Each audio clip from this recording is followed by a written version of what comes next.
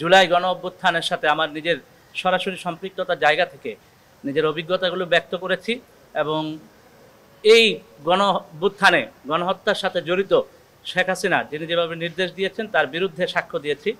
সেখানে আমি বলেছি যে শিক্ষার্থীদের প্রতি বৈষম্যমূলক আচরণের অংশ হিসেবে মেধাবীদেরকে বঞ্চিত করার যে কোটা পদ্ধতি, সেই কোটা পদ্ধতির বিরুদ্ধে 2013 সালে আন্দোলনে সরাসরি অংশগ্রহণ করে পুলিশের টিয়ার শেলে মুখে আহত হই।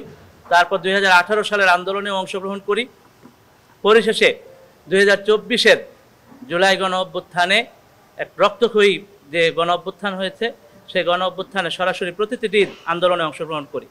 সেখানে আমরা ব্যক্ত করেছি কি করে একটি শান্তিপূর্ণ আন্দোলনকে দমানোর উদ্দেশ্যে সরাসরি ছাত্রলীগ হামলা চালিয়েছে এবং সেখানে উস্কানি দেওয়া হয়েছে ছাত্রলীগের সভাপতি সাদ্দাম, ঢাকা ইউনিভার্সিটির সভাপতি শয়ন এবং আওয়ামী লীগের তৎকালীন সাধারণ সম্পাদক ওবায়দুল কাদের উস্কানি দিয়ে ছাত্রলীগকে সাধারণ শিক্ষার্থীদের উপর লেলিয়ে দিয়েছিলেন এবং সে দৃশ্য সারা দেশের মানুষ দেখেছে।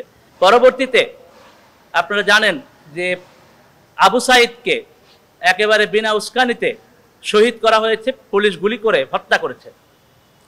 এই যে গুলির করে হত্যার মিছিল শুরু হলো, তার ধারাবাহিকতা আমরা দেখেছি। 18-19 জুলাইয়ে নির্মমভাবে সারা দেশের বিভিন্ন জায়গায় শহীদ হয়েছে। আমার অভিজ্ঞতা ব্যক্ত করেছি 19শে জুলাই যাত্রাবাড়িতে চিটাং রোডের স্পটে আমাদের উপর সরাসরি হেলিকপ্টার থেকে পুলিশ, র্যাব, বিজিবির গাড়ি থেকে সরাসরি গুলি করা হয়েছে।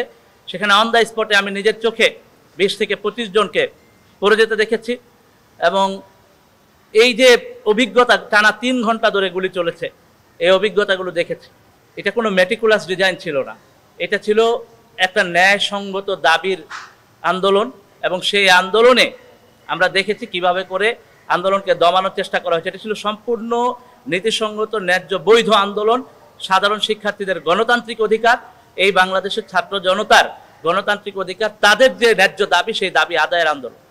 আনবিলিভেবল যে এই কথাও আমাদেরকে শুনতে হয়। এটা আমরা দেখেছি যে আবু সাঈদের এফআইআর এর ক্ষেত্রেও বলা হয়েছে আবু সাঈদকে গুলি করা হয় নাই। এই ধরনের তথ্য যখন দেয়া হয় তখন আমাদের দুঃখ লাগে এবং প্রচণ্ড ক্ষোভ তৈরি হয় যে যেখানে নির্মমভাবে হেলিকপ্টার থেকে গুলি করা হলো, নানাভাবে গুলি করে আন্দোলনকারীদেরকে হত্যা করা হলো, সেখানে বলা হচ্ছে যে এগুলো ছিল ষড়যন্ত্র। এই মানসিকতা, এই যে আওয়ামী মানসিকতা, এই যে ফেসিবাদী মানসিকতা, এই ফেসিবাদী মানসিকতাকেই বাংলাদেশের মানুষ এই গণ অভ্যুত্থানের মধ্য দিয়ে প্রত্যাখ্যান করেছে।